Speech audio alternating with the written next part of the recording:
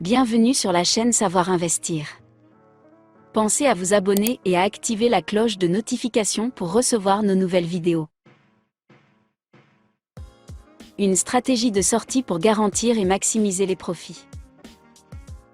Comme tous les trades ne sont pas gagnants, il est tout particulièrement important de faire en sorte que les trades réussis soient les plus rentables possibles. Comme le dit l'adage, de couper vos pertes et laisser courir vos profits. La plupart des traders connaissent cette règle, mais l'appliquer s'avère bien souvent plus difficile que prévu.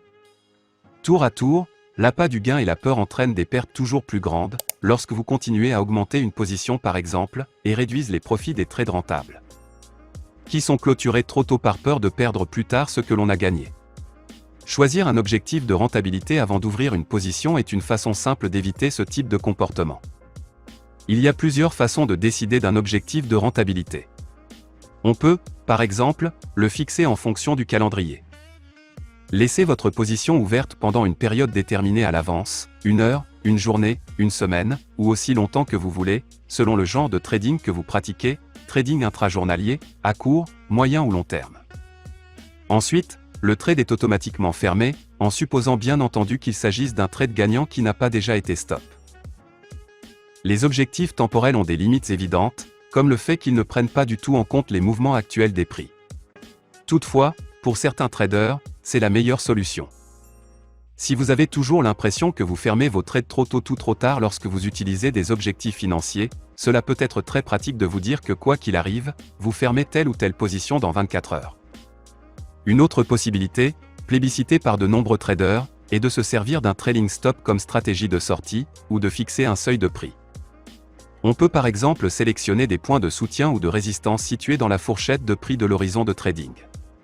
Supposons que l'euro USD est à 1,4750 et qu'un trader sur le long terme pense que l'euro va augmenter dans l'avenir. Il aimerait bien laisser sa position ouverte pendant 6 mois, voire plus. En observant les graphiques journaliers, sur lesquels une bougie de 1 jour, il remarque que l'euro USD a déjà atteint le seuil de 1,6000 à 2 reprises avant de redescendre. Il fixe donc son objectif de rentabilité à 1,6000. Il place son stop un petit peu en dessous du creux le plus bas de ces 3 derniers mois, vers 1,4500. Il risque donc de perdre 250 pips pour en gagner 1250. Cette décision s'avéra judicieuse en fonction des autres paramètres de son système de trading. S'il a raison 20% du temps, cela lui coûtera 1000 pips en moyenne pour en gagner 1250, ce qui représente un bénéfice de 50 pips par trade. C'est relativement peu pour un trader sur le long terme, mais s'il trouve au moins un trade de ce genre par semaine et s'il ouvre au minimum un contrat standard, un pip vaut $10 pour chaque trade.